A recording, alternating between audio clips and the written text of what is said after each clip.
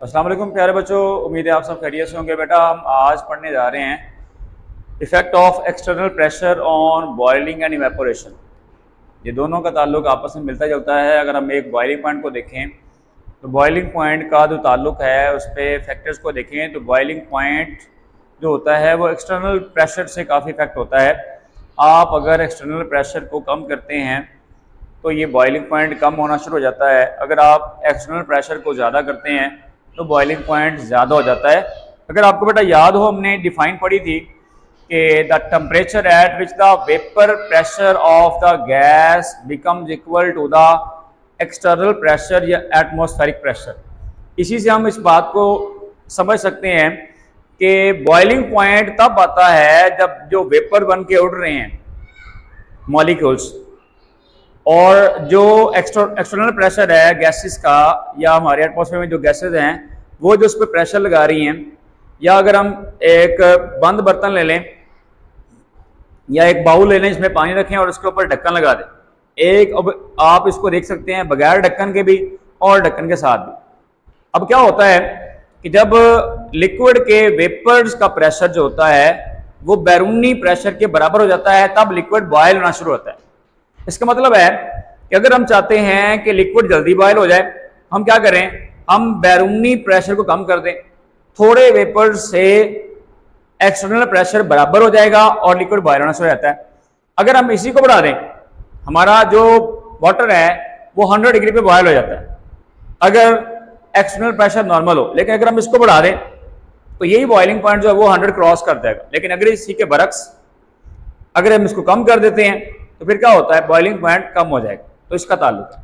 अब हम इसके बाद हम एक और पॉइंट यहाँ पर डिस्कस करेंगे, वो ये है कि जो मैंने एग्जांपल आपको दिया है बंद बर्तन और उसके बाद ढक्कन वाले बर्तन को। अब क्या होता है, जब आप एक बाउल लेते हैं, उसको अंदर पानी डालते हैं और उसको गर्म करना शुरू कर देते हैं, वेपर्स बनते हैं और सरफेस में से उड़ते हुए एटमोसफेयर का पार्ट बन जाते हैं।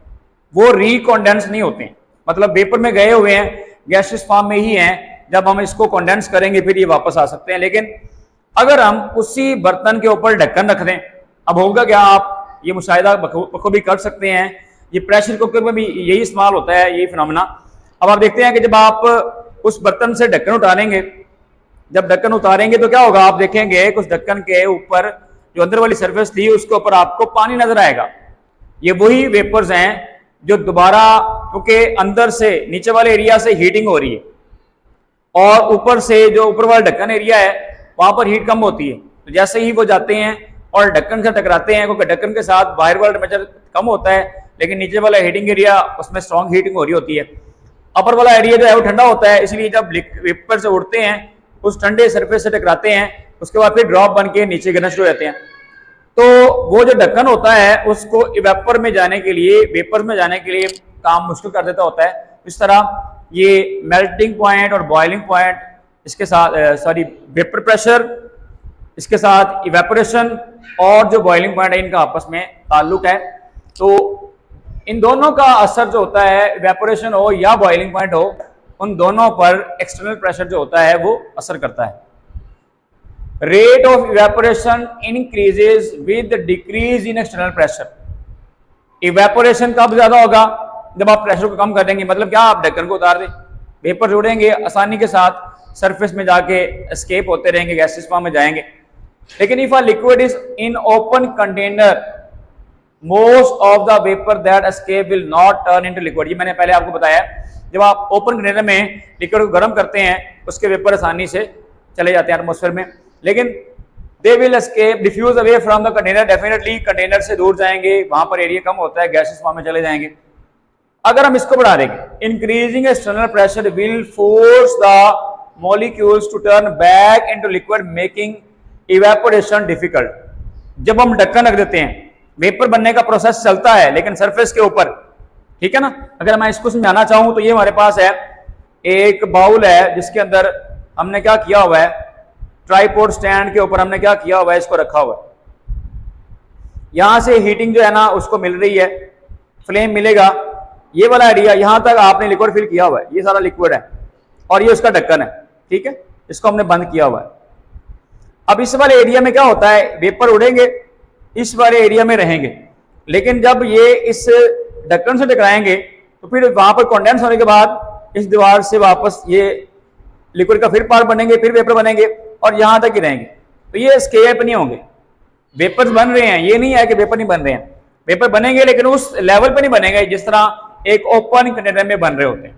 तो ये इवेपोरेशन का काम उल्ट करेगा, कंडेंस करता रहेगा और उसके बाद दोबारा फिर से लिक्विड में चला जाएगा। तो ये काम चलता रहता है, रिसाइकलिंग होती रहती है।